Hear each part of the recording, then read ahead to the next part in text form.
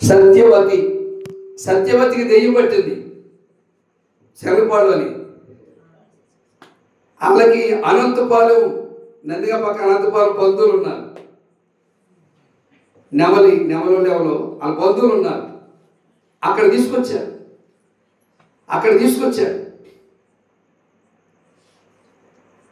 ప్రార్థన చేస్తే దేవుడు గొప్ప కార్యం చేశాడు.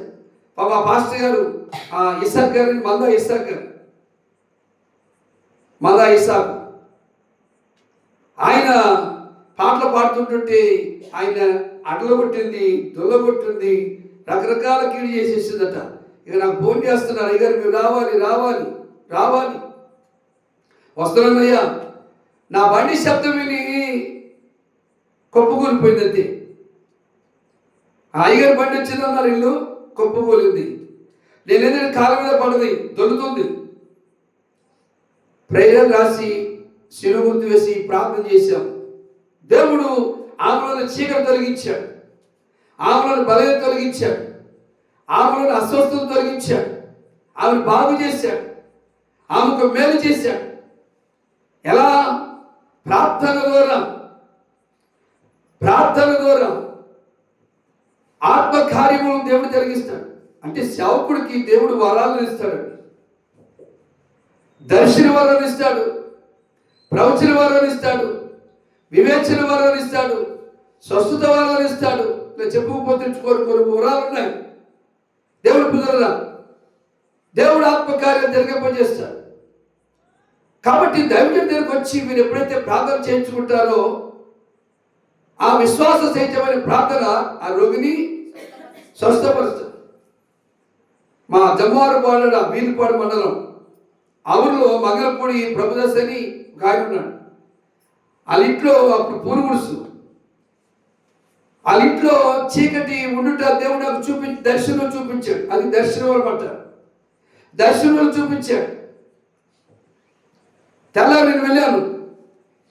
అబ్బాయి మీ ఇంట్లో చీకటి కాపాడుతుంది, ఒక అరపలాను కట్టుకున్నాం, అందులో అన్నం పళ్ళు దాచిపెట్టాం, ఆ దాంట్లో ఉంది అని చూపించా. ఆడికెళ్ళరికి అలాగే ఉంది.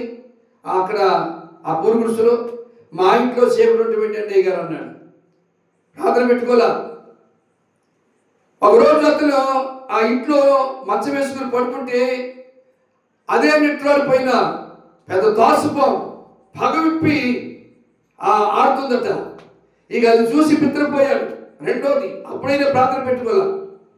మూడోసారి తన తమ్ముడు ఇంటర్మీడియట్ కాలేజీలో జాయిన్ అయ్యాడు. ఏం జరిగిందో తెలీదు. అదే నెట్టాడికి వచ్చి ఉరిపోసి చచ్చిపోయాడు. అప్పుడు ఏడ్చాడు. ఎత్తులు పొద్దున సేవకుడు చెప్పాడు ఇంట్లో కీడుందని. నేను మేలుకోలేకపోయాను. దైవ సేవకుడు చెప్పింది ఏదో అనుకున్నాను. అది దానిని దర్శన వరం అంటారు, వివేచన వరం. దేవుని ప్రజలరా, మీ అయ్యగారు ఇంతమంది నందిగా ఉండేవారు. పరిచయందారు నువ్వు ఇక్కడ ఉండటం కాదు, నువ్వు శరణపాడు వెళ్ళు, దేవుడు నిన్ను దీవిస్తాడు అని చెప్పడం జరిగింది. వచ్చాడు, దీవించలేదు. ఏమని? అదే నందిగా ఉంటే అదే అద్దిల్లు, అది ఉంటుందనక ఎవరిని? అది వివేచన వరం. దేవుడు ఏ విధమైనవి ఎవరు పొందుకోవాలో ఆ విషయాలు తెలియజేస్తాడు. వివేచన వరం దేవుని ప్రజలరా. ఎందుకంటే దేవుడు సేవకులకు ఈ గిఫ్ట్స్, ఈ వరాలను దేవుడు ఇస్తాడు. కాబట్టి సేవకుడు చెప్పింది చేయండి, సేవకుడికి అడుగుజాలను నడవండి, దేవుడు తప్పకుండా గొప్ప కార్యాలు చేస్తాడు. మాకు ప్రతి నెల 17వ తారీఖు ఆన్లైన్ జరిగింది. ఆన్లైన్లో ఆరాధనలో ప్రవచించి మాట్లాడతాడు. మీ సంఘంలో కూడా సేవకులు పిలిచినప్పుడు కొన్ని ప్రవచించి మాట్లాడడం జరిగింది. ఒక ఆమెకు 12 సంవత్సరాలు గర్భఫలం అందక డాక్టర్లు అన్నారు గర్భఫలం అందదన్నారు. దేవుడు మాట్లాడాడు. ఆమె లేచి గర్భఫలం కావాల్సిన అమ్మటి లేచి వస్తుంటుంటే వాళ్ళందరూ నవ్వారు. ఈమెకి ఇంకా పిల్లలు పుట్టడం పెట్టి నవ్వారు. ఆ నెలలోనే ఆమె గర్భాన్ని తెరిచాడు దేవుడు, గర్భఫలం ఇచ్చాడు. ఇప్పుడు కుమార్తె ఆమెకు. దేవుడి స్తోత్రం. ఆమె పేరు కీర్తన. ఎందుకు విషయాలు చెప్తున్నానంటే మీరు వ్యర్థమైన తెలుగు ఉపయోగించి ఎట్టేటో గంతులేస్తారు. దైవజనుడికి చెప్తున్నాను, మీకు ఏ సమస్య వచ్చినా, మీకు ఏ ఇబ్బంది వచ్చినా సేవకుని దగ్గరికి వెళ్ళండి. మందిరంలో మా గురించి ప్రార్థన చేయండి. మీరు ఎంతమంది మందిరంలో పగలు, ఆదివారం కాకుండా పగలు మందిరంలోకి వెళ్ళి ప్రార్థన చేసుకునే వాళ్ళు ఉన్నారా? పలావుడు తింటారా? పప్పు నుండి తింటారు. రేపు కూడా పప్పు వండుతారు కొంతమంది. అంటే పండగ క్రైస్తులుగా ఉంటే ఎలాగండి? మా సంఘంలో ప్రతిరోజు తలుపులు తెరిచి మందిరంలోకి వెళ్ళి ప్రార్థన చేస్తారు, ధూపం వేస్తారు. ఖాళీగా ఇంటికాడ ఉంటే మీకేం ఆశీర్వాదం, మీకే దీవెన? ముసలి ముచ్చట్లు వేసుకుంటారు, కాకమ్మ కబుర్లు చెప్తారు, టీవీ ఆన్ చేసుకుని సీరియల్ సినిమాలు చూస్తారు. వాటి వల్ల భక్తిహీనత మీలోకి వస్తారు.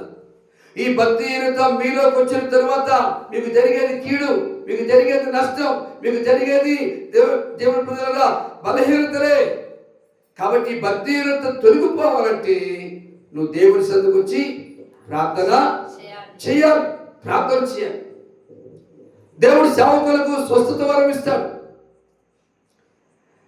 ఎవని స్వస్థత వరం ఇస్తాడు? దైవ సేవకులు చెప్తే దేవుడు ఆ మాటను నెరవేరుస్తాడు. అపోస్తలుల కార్యం 3వ అధ్యాయం మనకు కనబడుతుంది చూడండి. అక్కడ పేతురు యోహానులు ఆ శృంగార దేవాలయానికి ఎక్కువ వెళ్తుంటుండగా సేవకుడు వెళ్తున్నప్పుడు అటు తేరు చూసినప్పుడు, ఏదైనా దొరికిందో తేరు చూసినప్పుడు సేవకుడు, మా దగ్గర వెండి బంగారం లేవు కానీ మాకు కలిగి నీకు ఇస్తున్నాం, నజరేస్తున్నాములో లేచి నడుమని చెప్పగా పుట్టుకతో కుంటివాడు రోజు మోసుకొచ్చి తీసుకొచ్చి కూర్చోబెట్టేవాళ్ళు. మరి అలాంటి గుంటోడు నడిచిపోయాడు. ఏ బ్లడ్ టెస్ట్ అని చేశారా? ఏ యూరిన్ టెస్ట్ అని చేశారా? ఏ స్కానింగ్ అని తీశారా? ఏ ఎక్స్రే తీశారా? లేదే. సేవకుడు ఒక నోటి మాటతో శాసించాడు యేసు నామములో, అతను లేచి నడిచాడు. కాబట్టి ఈనాడు చాలా మంది ఏంటంటే దైవ సేవకులను సులకనగా